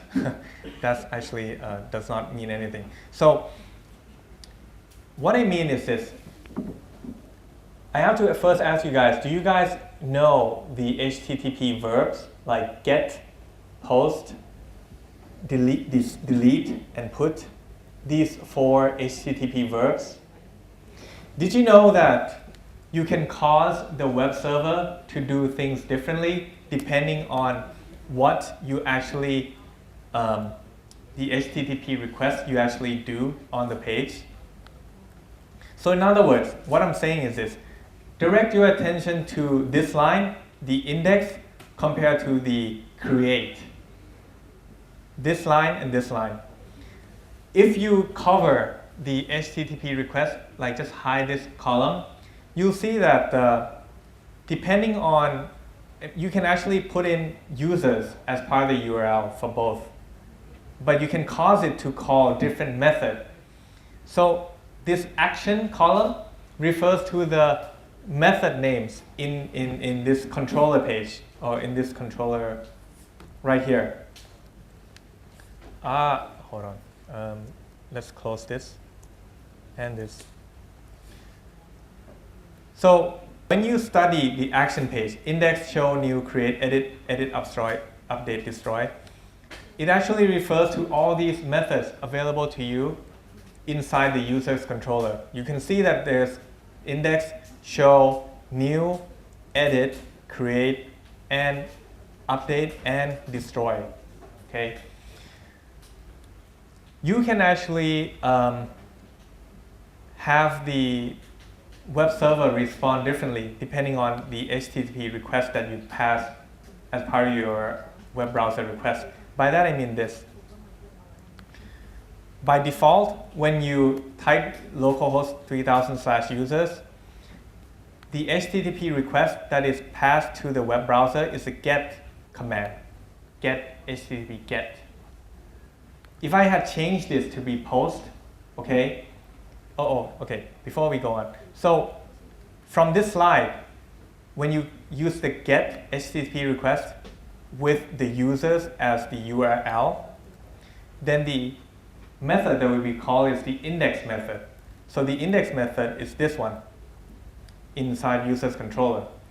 On the other hand, if instead I passed in post as the HTTP request here, and you still kept using the user's URL, then the method that will be called inside the controller will be the create method. So what is the point, the key takeaway? The key takeaway that I want you guys to have from this slide is that it's not enough in the REST architecture, it's not enough to simply look at the URI or URL to determine what controller action will be called. You also have to take into account of the HTTP request as well. And the clearest example to demonstrate that would be the difference between index and create, because they have the exact same URI but different HTTP request. Okay, so the next thing that I want to cover is, now that we have the sample app up and running on our local machine, why don't we try to push this or deploy this application onto the internet so that you guys can all, okay, you guys who are all non-hackers can access them, right? And not try to access them locally when I'm running on my machine here. So the next thing that we're going to do is, again, deploy the app that we just created in class to the cloud.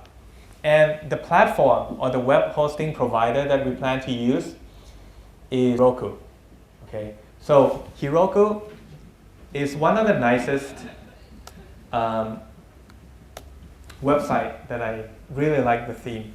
If you've never visited Heroku, I suggest you pay attention to the screen. So it looks really nice. I really like the dark purple theme.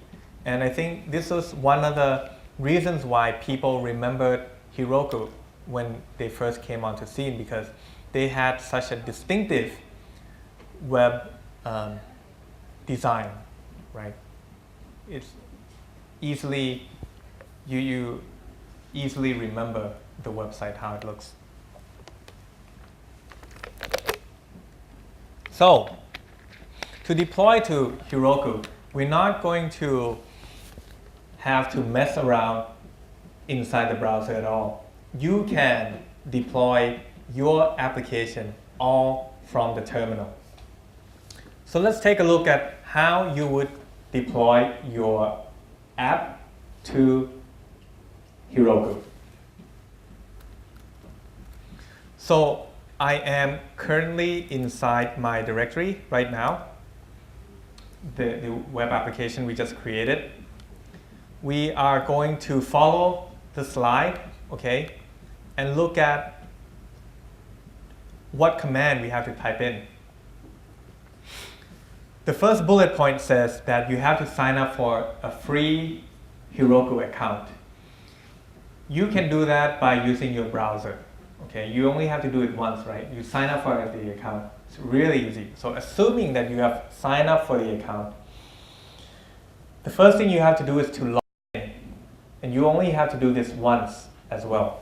So since there's a dollar and the arrow sign, right, as a prefix, it means that you have to go to your terminal to log in. So let's log in. I already logged in last night, but let's see if I need to log in again. So when you type Heroku login, you will be prompted with a command line based login prompt. Type in your username and password. And password is the password of your Heroku account.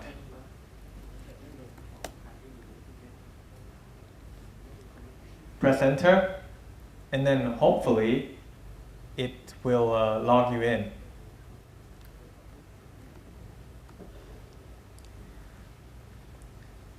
Once you are authenticated, it will tell you that you successfully logged in. So now we are ready to push our application over to Heroku. What is the next command that we have to do? You do a git push.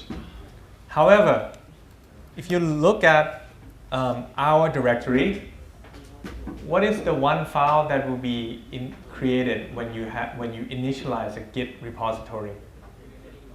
.git. Well, .gitignore came with, so in other words, we have not initialized Git, and you need Git to be initialized. So let's git init. I'm going to commit my files, okay, to locally. Because remember, guys, before you can actually push your Git source code to anywhere, you have to have it committed locally. By commit, we mean you have to have this being done. In other words, git, right here, git commit /-m, right? Now that you have your source code committed, then you can push to Heroku. So let's try to push to Heroku. Git push Heroku master. So on this slide, I want you to make a note that it assumes you have already initialized and committed your source code to the local repository, not GitHub, okay? GitHub has nothing to do with Heroku. You do not have to use GitHub to use Heroku. Is that clear? So now it's time for us to deploy to Heroku. Now, before I press enter, is there anything that is Heroku specific on this line? Actually, we are executing just a regular git push, right? The reason why it's called Heroku is because the Heroku, when you initialize Heroku, oh wait, we have to create. I'm sorry, I skipped a step. before we can call git push Heroku master, you have to tell Heroku first that you want to create an application on the server, on the platform, on the Heroku platform. So let's do that. I'm sorry, I forgot that part. So you have to call Heroku create to tell Heroku that, hey, I've signed up for the account and I now want you to create me an empty application on the cloud. So you type Heroku create and you see what happens. Heroku will spit back out to you TTP or the URL that you can use, that your application will reside at. So let's copy that real quickly and go over and type it in, put it into the web browser and see what happens.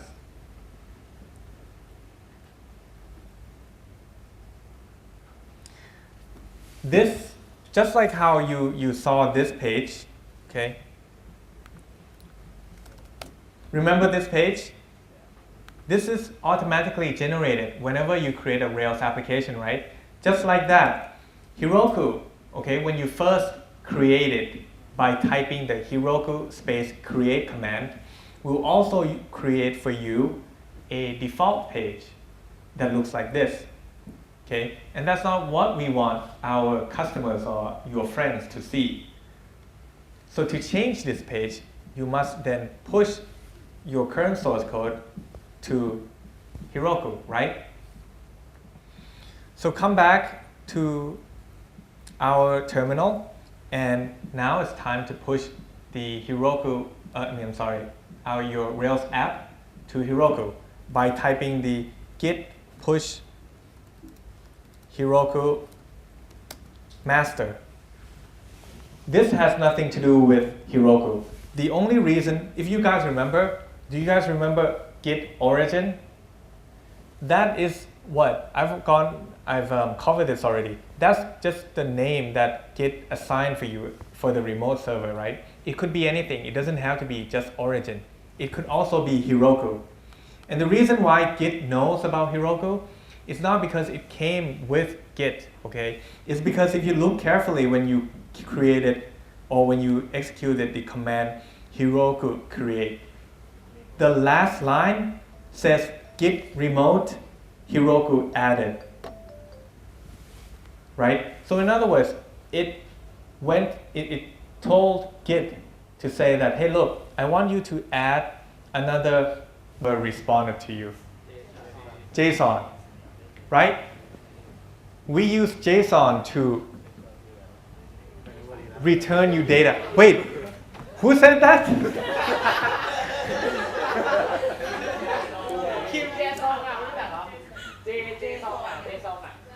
Oh my God, Nit. You definitely will be examined this Friday, oral exam. Anybody else does not know what a JSON is? This is pretty sad. Next year, if I ever get to teach this class again, I'll be sure that I had one of your seniors that asked loudly in class at the end, the last lecture, hey, JSON, what is JSON? Wow, that topped it, Nit. I mean, that's even worse than, you making a face all the time. So,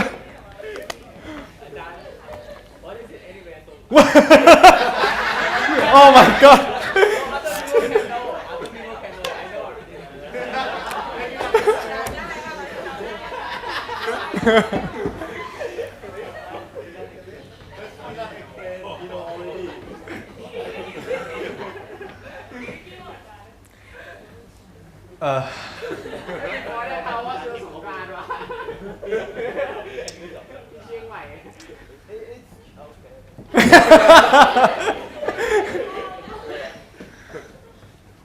JSON is data.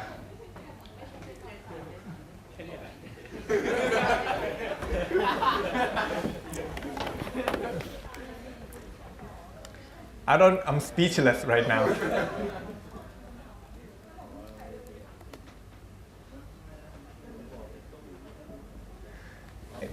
I mean, it is data here. I'm trying to show you a concrete example before I actually, oh man, it's so too much. It's like, it's like you're returning a populated class. Okay, let's go over a concrete example. Let's go over a concrete example. In our example, let me ask you, if I wanted to display a list of users, okay, just like this page,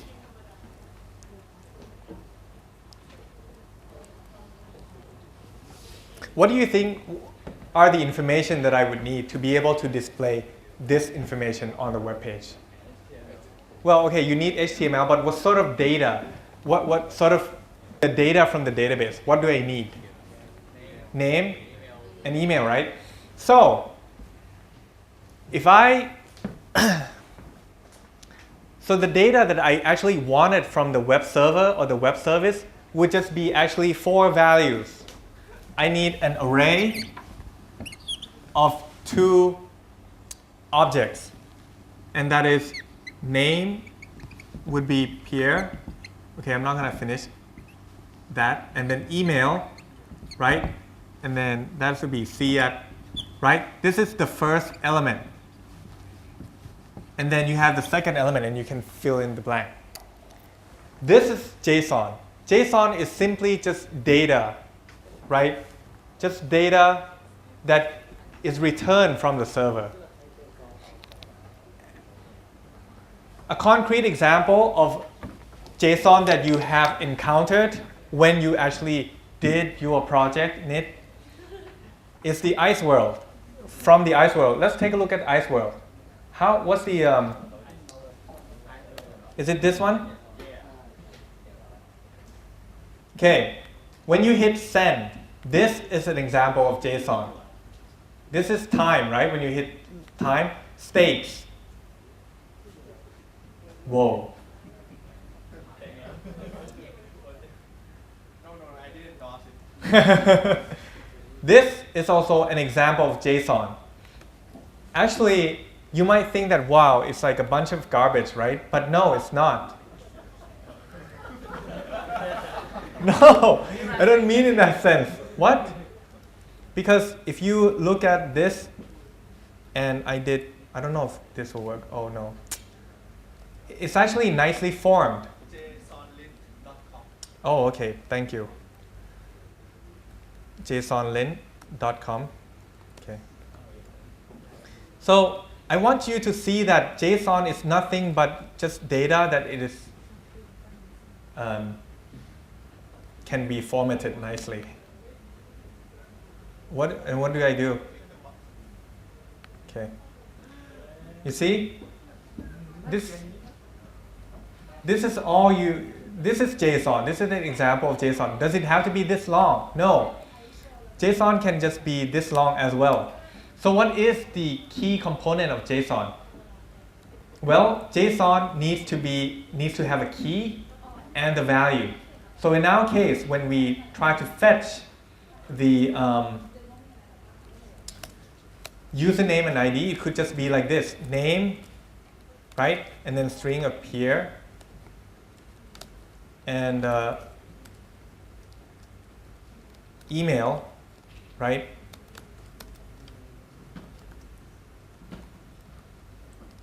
Something like that. So this is JSON, data being returned by the server.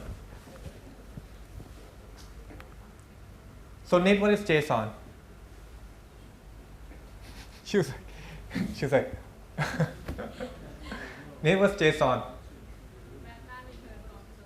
Good. Well, that is one definition. I'm a bit more convinced now that you actually did the project. All right, so how do we create a web service then? Is it so complicated? Is it a lot of work? No. With Rails, it's really simple. You simply just have to indicate to Rails that you want it to also return JSON data. Let's take a look at what we mean.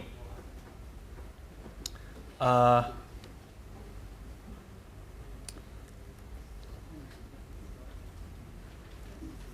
right. So,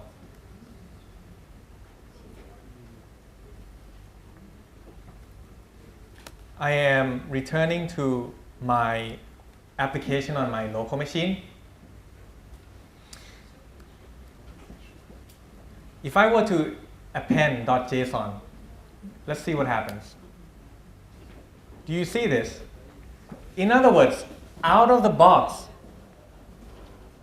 Rails already acts as a web service server by simply just appending .json. Now, we don't want the client to, the web browser to be just a client.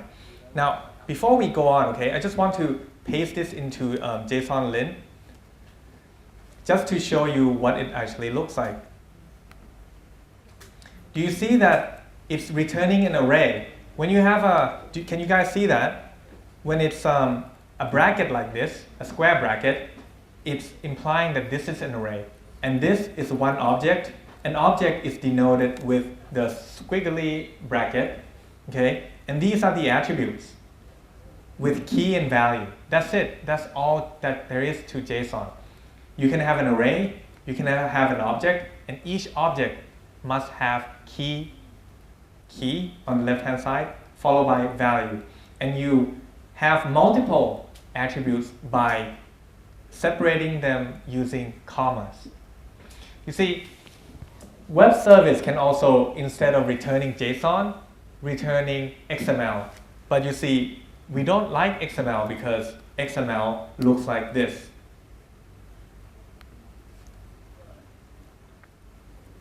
They both do the same thing. XML and JSON, they both try to do the same thing, and that is returning data, right, to the client. But so who has seen XML before? This is what XML looks like. It's quite long, right?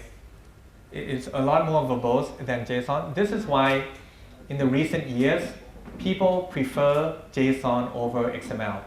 So in other words, as an exercise, you can certainly convert this JSON into XML. But we won't test you on XML, and we won't require you to do that for your homework.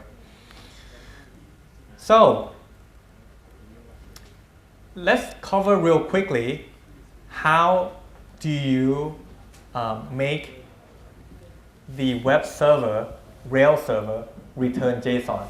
I would like to direct your attention to the controller, the user's controller.rb, and specifically look at this format.html and format.json. And what is it really trying to say? You guys probably remember that @users contains all the users that we have in the database, right?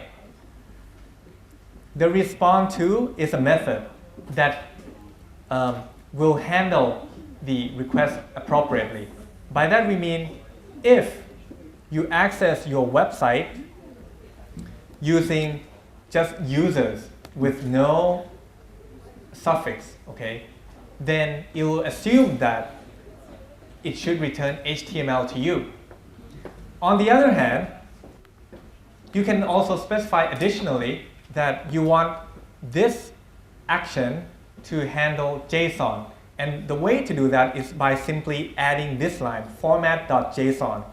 What this is saying is that in the case of when the user actually requests for JSON, I want you to render JSON and passing him the user's object. In other words, this line here is what will happen when you try to get the JSON object. And it will return the JSON object. If I were to delete that line and go back to this application and type JSON, there won't be anything to return because in this action, we currently are not handling JSON. So, having said all of that, Now I am going to show you the server that I've prepared for you, which is on GitHub. On my GitHub account, you can go to my GitHub account and go check out web app sample code. Okay, the web app sample code.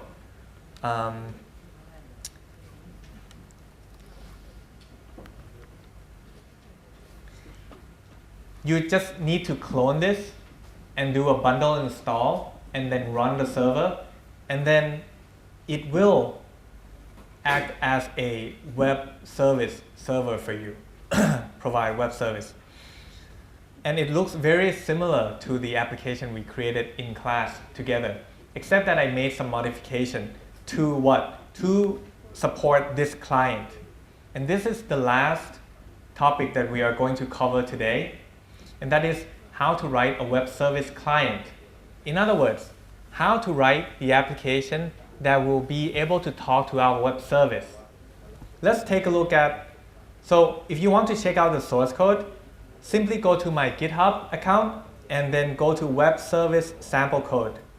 So here is where the web service sample code resides. It, again, is a Ruby client. It's written in Ruby. Now, I'd like to clarify that just because I created a web service in Rails, doesn't mean that you cannot use other programming languages to talk or to consume that web service. Okay, you can use Java, you can use .NET, you can use C++ if you wanted to. And that's the beauty of web service, is that one of the value propositions of web service is that any operating system, any programming languages can interact. All these programs written in different programming languages, running on different OS, can all talk to one another. Okay? This is why we want to have web service. One of the reasons, at least. So if you go to this file and then you take a look inside, right? You'll see that I created a class called user that has name and email. And user proxy is the class that I created to that I can use to access the server and the client. And when you start using it, it's here.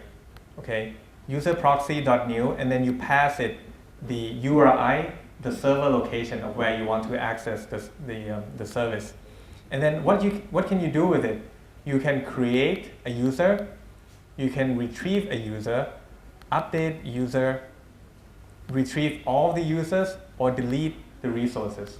So for you to be able to run this, okay, you need to have the web app sample source code, the other one, to have running. So let me try to run this real quick. Let's see if it will actually work with the database, the app that I have running at the moment. So web service sample code. Just do bundle install, and then you should be able to just run ruby client.rb. So this doesn't work with the current code that we have running, the server that we have running. So let me exit out of this and run this one. So before I go on, web service sample code is the web client, and this is the server. So I'm going to go in here, bundle install, and rake db migrate, I think, yeah. And then bundle, oops, let me see if this will run correctly. Okay, then I run this again. So you see, these are the steps that you can execute, right? You check out your code and then you just run Rails S, and then you see how with the right service, then you can create a user, retrieve user, update user, you know. So you can study this code. My suggestion is this. For you to prepare for the exam, the homework actually is the sample problem that you need to understand and be able to write, to run, because you will have a very similar problem on the final exam. Okay, and we're running out of time, and I'm going to cover real quickly the homework. And we'll have office hour this week, okay, to help you guys understand a bit more. Just in case that some things were not clear today. Even though the homework is optional, but I strongly suggest you try out the homework. So creating a web app, all I just want is to for you to create a micropost resource instead of users, right? Today we went over how to create users. I want you to create micropost instead. A micropost has two fields. Owner name, oh, I misspelled. Text message and owner name. That's it, just run it. Web service, server, and client. I just want you to extend your Heroku web app to allow for JSON response. We've just covered that. And implement the web service client in Java instead. So since I know you guys don't like Ruby that much, I'd like to cater to you guys by allowing you guys to program in Java. So you can use Java, and you can use a framework or a library called REST. Okay? And just like the example that I've provided here, I want you to support these commands: index, show, create a micropost, update a micropost, delete a micropost. That is very similar to this. Create, retrieve, update. This is when you retrieve all of something, that is an index. And lastly, to remove. Okay, so this is the homework, and I know that it's a bit daunting, but certainly the first half, I trust that you should be able to do it. And if you have questions, I'd be happy to answer your questions during office hour, or just send me an email or Facebook message. I am hungry now, so that is the end of today's lecture. Does anyone have any questions? When I upload to Heroku, public key error. Right. If you have public key error, it means that you have to go to the Heroku website and then add your RSA public key that you set up for GitHub. You guys remember you had to set up SSH key for GitHub? You have to go through a similar process using Heroku. So I guess a short answer to your question is to try to Google that exact error. No, someone has already solved this problem. But in a nutshell, you have to go to Heroku website, paste the public RSA key, and then it will work. Yes? This Friday, how will the oral session be? The oral session for this Friday, essentially we'll just post a schedule of people that will get examined orally. I think that we probably will pick, okay, only a selected few, because we probably don't have time to check all of you guys, or we might test all of you guys. We'll see. You'll test according to the individual report. And we'll go over the individual report. We'll check when you come to us. We'll ask you a few questions about your individual report and have you explain to us how you implemented a particular feature.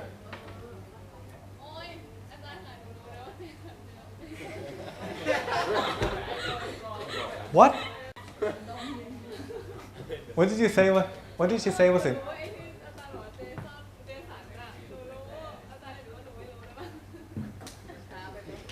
Yeah, it's too late. Do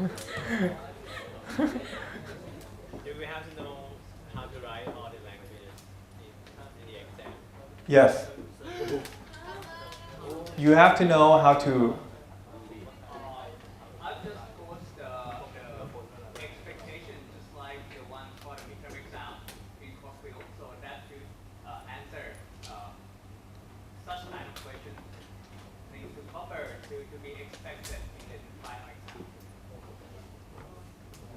We certainly plan to provide you with some sample problems that you can try out. We should post them, by this week, so that you can prepare for the exam. And I hope that, I think that it is my hope that it is very similar to your final exam. That way with Ajahn Atiwong's guide, as well as actually completing the sample final exam, you should be well prepared for the actual final exam. And could you please switch to the Facebook group? Yes. Yes.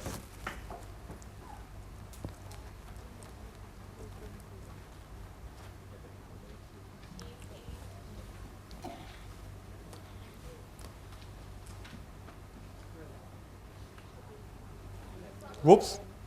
Okay, so yeah, that one is part of the real exam paper. So Oh, sorry. Mm-hmm. So what I would like to point out is that quite a number of students mentioned about the length of the exams. Adjusting the length would not be done, but at least on the top of each page, right, you notice that the name, that the space provided for the name, you are free to just put in your initials on top of that, so it would save you some ink. Right, so you put in your initials instead of. What my concern is that I'm not sure whether you know what are initials.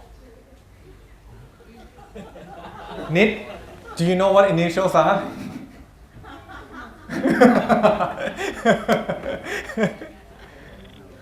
Batra, you know what initials are? You want to explain to your classmates? It's okay.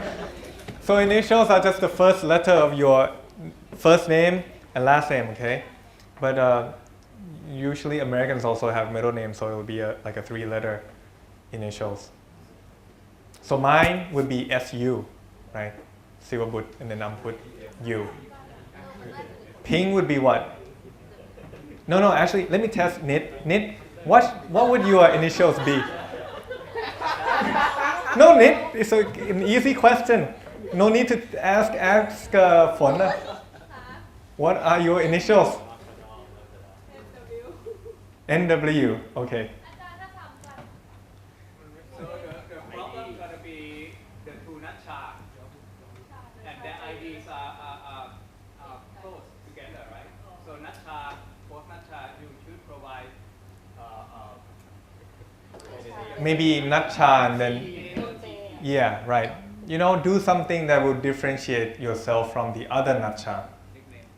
Like NU or not, just write, Natcha and then you. Yeah, Ninja. That Well, would work. yeah.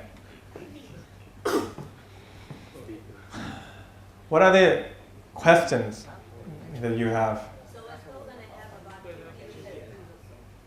I'm sorry? We're still gonna have about 15 questions also. We cannot at the moment confirm how many questions, but expect roughly the same amount, if not less, because this is worth a bit less, right? Have we figured out or concluded how many points we want the final exam to be worth in total, the total points? The percentage Oh. rating or the total raw point. Yeah, total. Paper. Did you ask for total raw points? I cannot remember. It could be. Well, the last count is 170 something, right? It's probably that. Yeah, should be pretty similar Okay, we expect it to be, all the same load, so it should be about 170, 180, give or take. Plus minus 100 points, how about that? Just kidding. But it will be clearly listed in the front page. Any other questions?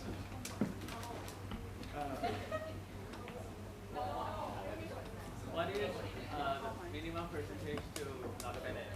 To what? To pass? To pass? Well, that depends on how well you're doing in class, right?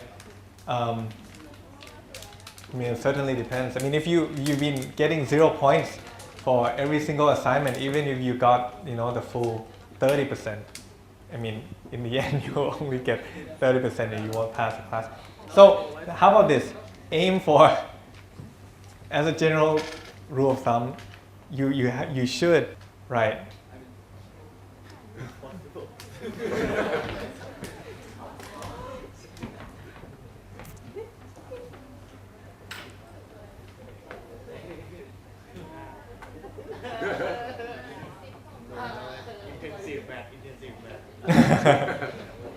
Any other questions? It's 30%. Midterm was 35. How many percent was the midterm, Nit? How many percent? Oh, okay.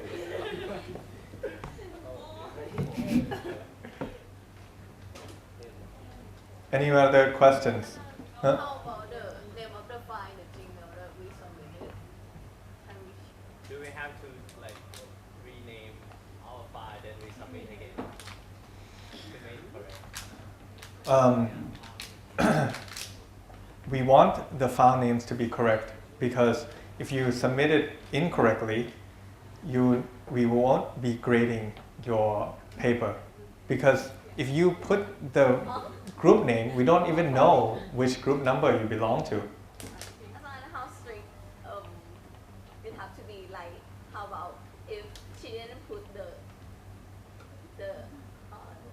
key นะคะไม่ขีดนะคะอาจารย์ไม่ใช่ group name they have to be ขีดแต่ว่า didn't put it. I'm still surprised that you guys are second year students and still cannot follow such simple instruction. Yes, because otherwise your reports will not be graded. How about the space bar? What? Are you trying to be like Nit now? Nit number 2? No, I'm just curious. I really put it in the right format. But you still need the space. The hyphen and the space, everything.